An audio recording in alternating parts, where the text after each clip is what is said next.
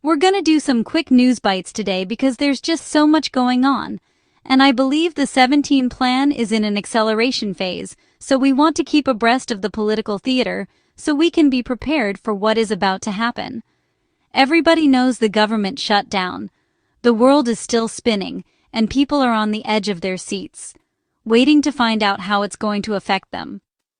First, I think it's important for you to know what allegedly caused this, or at least what they want us to think. Always remember that. I'll interject here that I believe there's a well-planned script being played out in an ingenious way that none of us ever expected. I still am of the belief that something's going on behind the scenes that is moving us in the direction of the Golden Age, Nasara Gasara, and medbeds. But I always think it's interesting to look at the narratives and how it's being played out.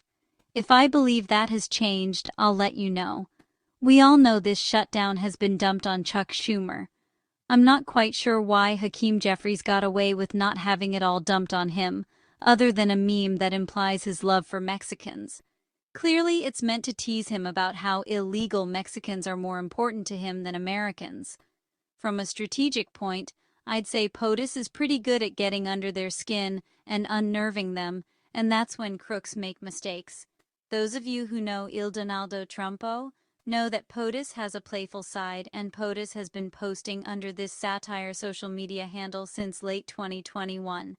So it's been going on for years, and now Donaldo is being rolled onto the stage like a prop. By truthing one simple video on Truth Social about Akeem Jeffries, Donaldo Trumpo is being introduced to the mainstream as connected to President Trump. Perhaps to lighten the mood and awaken those with TDS that he's a real guy and he's actually quite funny and generous.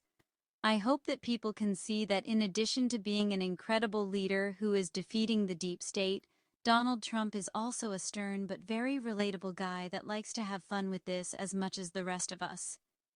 The fact is that laughter is quite healthy, and maybe the Donaldo persona was part of the plan all along.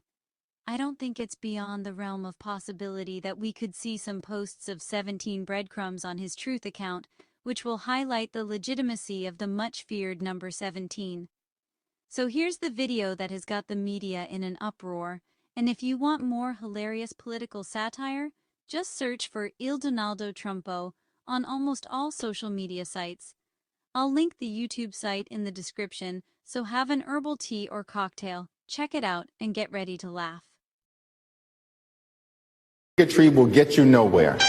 We are fighting to protect the health care of the American people in the face of an unprecedented Republican assault. Next, Carolyn Leavitt in a press conference Wednesday was asked about President Trump's post about the medbeds. You have to listen very carefully to her answer and read between the lines. This is what she said. I think the president saw a video and posted it and then took it down, and he has the right to do that. It's his social media. Then he's incredibly transparent. As you all know, you hear from him directly on social media. He likes to share memes. He likes to share videos. He likes to repost things that he sees other people post on social media as well. And I think it's quite refreshing that we have a president who is so open and honest, posting himself many times on Truth. You are hearing directly from the President of the United States. So, within that sidestepped answer, the message that I really got was that he's being transparent and honest with the people, and that these are official messages from the President of the United States. Take it for what you will. That was what the White House representative said. Another thing that I'm noticing is that this shutdown is definitely going to result in a cleansing of the government, meaning there's going to be people laid off indefinitely. Carolyn indicated that it would happen quickly, maybe within days.